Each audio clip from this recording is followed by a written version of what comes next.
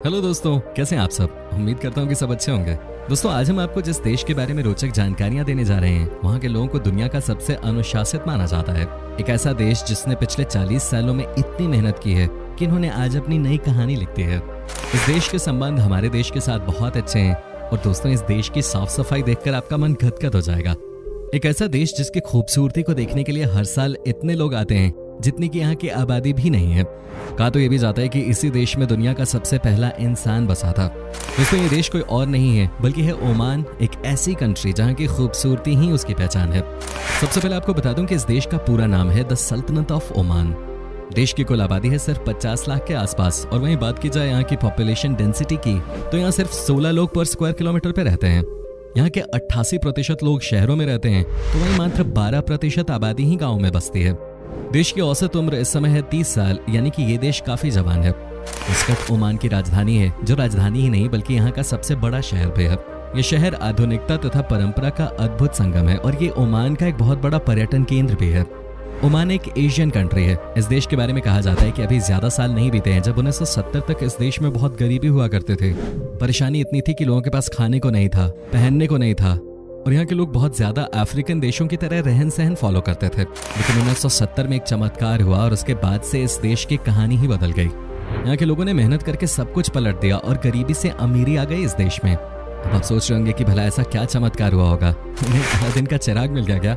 नहीं, ऐसा कुछ नहीं है। दरअसल फ्रेंड्स, जिस चमत्कार की हम बात कर रहे हैं वो कोई और नहीं बल्कि यहाँ के सबसे पॉपुलर सुल्तान काबूस बिन का सत्ता अपने हाथों में लेना था।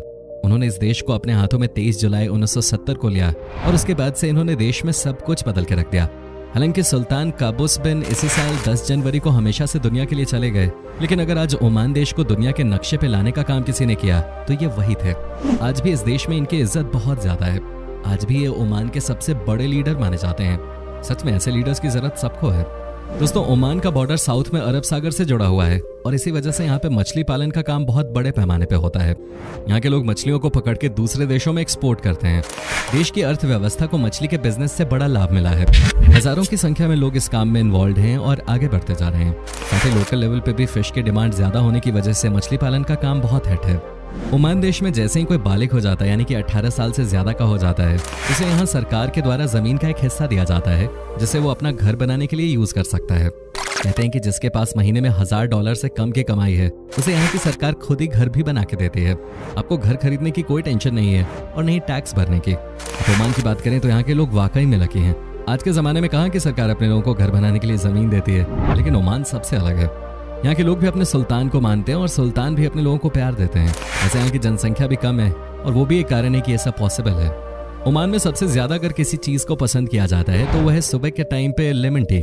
जी हाँ, जैसे हमारे देश में दूध वाली चाय सबको चाहिए होती है, ओमान में लोग लेमन टी के साथ दिन की शुरुआत करते हैं।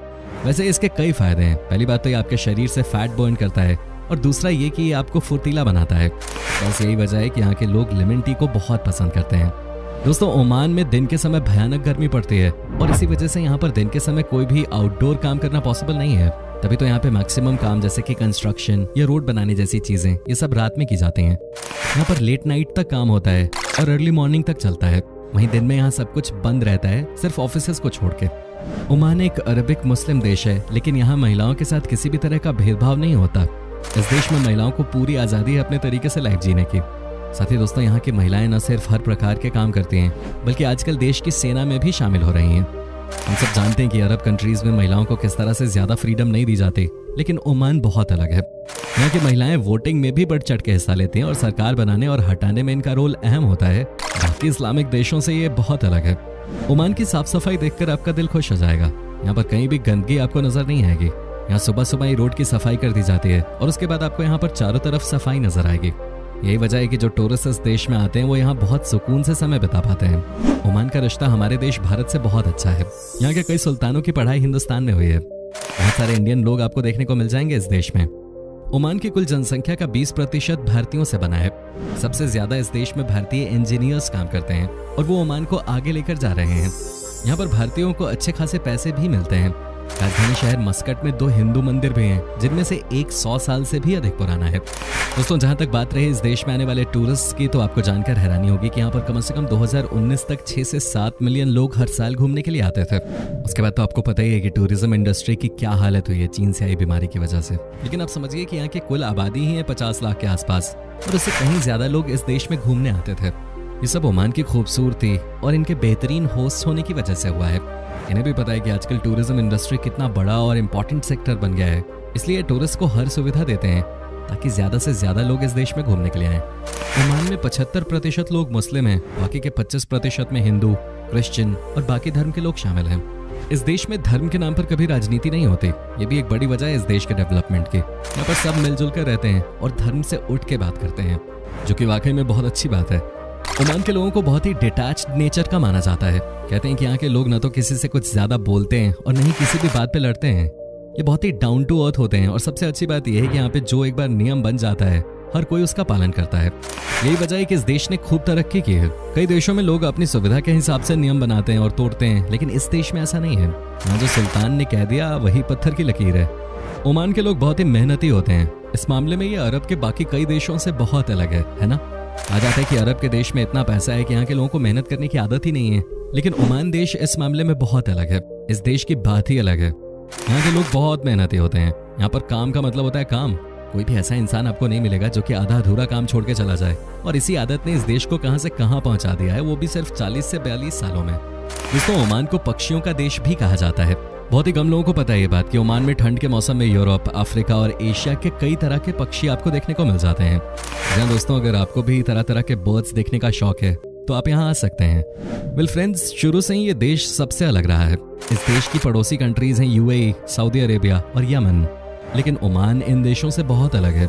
इनके पड़ोसी देश वाले सिर्फ और सिर्फ ऑयल एक्सपोर्ट पे डिपेंडेंट हैं, लेकिन आपको जानकर हैरानी होगी कि ओमान ऑयल का बहुत बड़ा एक्सपोर्टर नहीं है, और ये देश खजूर, मछली और कुछ अलग तरह के एग्रीकल्चरल प्रोडक्ट्स को एक्सपोर्ट करता है बड़े लेवल पे, और यही है इस देश का सबसे बड़ा सोर्स ऑफ इनकम। आपको जानकर खुशी होगी कि दुनिया के कुछ सबसे बेहतरीन शॉपिंग मॉल्स आपको इसी देश में देखने को मिलेंगे। ये इतने बड़े होते हैं कि आप खो जाओगे यहाँ पे। हर फ्राइडे इन मॉल्स में लोगों का हुजूम देखने को मिलता है। यहाँ पर लोग मस्त खाना खाते हैं और अपनी फैमिली के साथ समय स्पेंड करते हैं। इतना ही नहीं, ये लोग मॉल में जम के शॉपिंग भी करते हैं, क्योंकि पैसों की तो यहाँ के लोगों के पास कोई कमी ही नहीं है। दोस्तों, आजकल दुनिया में सबसे बड़ा खतरा आतंकवाद का है, लेकिन ओमान दुनिया के कुछ चुनिंदा देशों में शामिल है जहां पर आतंकवाद न के बराबर है। इस देश में किसी भी तरह की कोई भी गलत गतिविधियां नहीं चलती। Well friends, education is the best investment in the world, ये कहना था यहाँ के सुल्तान का। इन्होंने यहाँ पर सबके लिए स्कूल जाना अनिवार्य कर दिया। यहाँ एक समय था जब यहाँ लिटरेसी रेट था 60%, और कहाँ आज का टाइम है, अब ये 95% पे है। आज तो विदेशों से स्टूडेंट्स आते हैं इस देश में पढ़ाई करने के लिए, और यहाँ के बच्चे भी बाहर जाते हैं पढ़ने के लिए।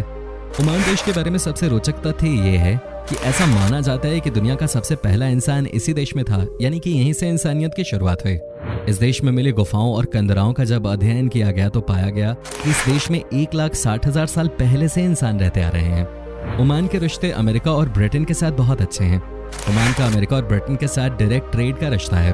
कुछ चीजें ओमान से एक्सपोर्ट की जाती हैं, तो कुछ प्रोडक्ट्स अमेरिका और ब्रिटेन से इंपोर्ट करता है ओमान। मिला कर देखा जाए तो ये बहुत ही शांत देश है, और यहाँ के लोग सिर्फ अपने काम से काम रखते हैं, और यही तरीका भी है लाइफ में आगे बढ़ने के लिए। ओमान में आपको यहाँ के लोकल लोगों के अलावा सबसे ज्यादा भारत के, पाकिस्तान के और श्रीलंका के लोग मिलते हैं। इस देश में कुछ लोग अफ्रीका से भी पलायन करके आए हैं। एक छोटा सा देश है, लेकिन कई अलग अलग कंट्रीज के नागरिक रहते हैं यहाँ पे। वेल फ्रेंड्स, ओमान देश में क्राइम न के बराबर है। यहाँ के नियम कानून इतने खतरनाक हैं कि किसी की हिम्मत ही नहीं होती क्राइम करने की। इस देश में तभी तो टूरिस्ट आते रहते हैं और बिना किसी चिंता के देश के अलग अलग हिस्सों में घूमते भी हैं। यहाँ पर रात में भी आप आराम से घूम सकते हैं। साथ ही ओमान के लोगों का बेसिक नेचर भी बहुत ही फ्रेंडली होता है, और ये आपको किसी भी काम के लिए मना नहीं करते। ओमान में शराब पे बैन लगा हुआ है, खास करके मुस्लिमों के लिए। अगर इस देश में कोई शराब पीते हुए पकड़ा जाता है तो उसके खिलाफ सख्त कार्रवाई की जाती है। लेकिन ईसाई लोगों के लिए इस पे छूट है, लेकिन उन्हें भी शराब पे अपनी मंथली इनकम का 10% से अधिक खर्च करने की अनुमति नहीं है। ओमान की करेंसी ओमानी रियाल है, जो दुनिया की तीसरी सबसे महंगी करेंसी है। एक ओमानी रियाल अभी लगभग 190 भारतीय रुपए के बराबर है। दोस्तों, उम्मीद करते हैं कि आपको हमारी आज की वीडियो जरूर पसंद आई होगी। हमें नीचे कमेंट करके जरूर बताएं कि आज की वीडियो में आपको ओमान की कौन सी बात सबसे अजीब लगी। क्या आप गए हो कभी ओमान, और गए हो तो आपका एक्सपीरियंस कैसा रहा, ये भी हमारे साथ शेयर जरूर कीजिएगा। साथ ही इस वीडियो को अपने दोस्तों और रिश्तेदारों के साथ शेयर करना बिल्कुल मत भूलिएगा। हमारे चैनल को सब्सक्राइब भी जरूर कर दीजिए। वीडियो को अंत तक देखने के लिए आपका बहुत बहुत शुक्रिया। आपसे फिर मुलाकात होगी एक और नई वीडियो के साथ।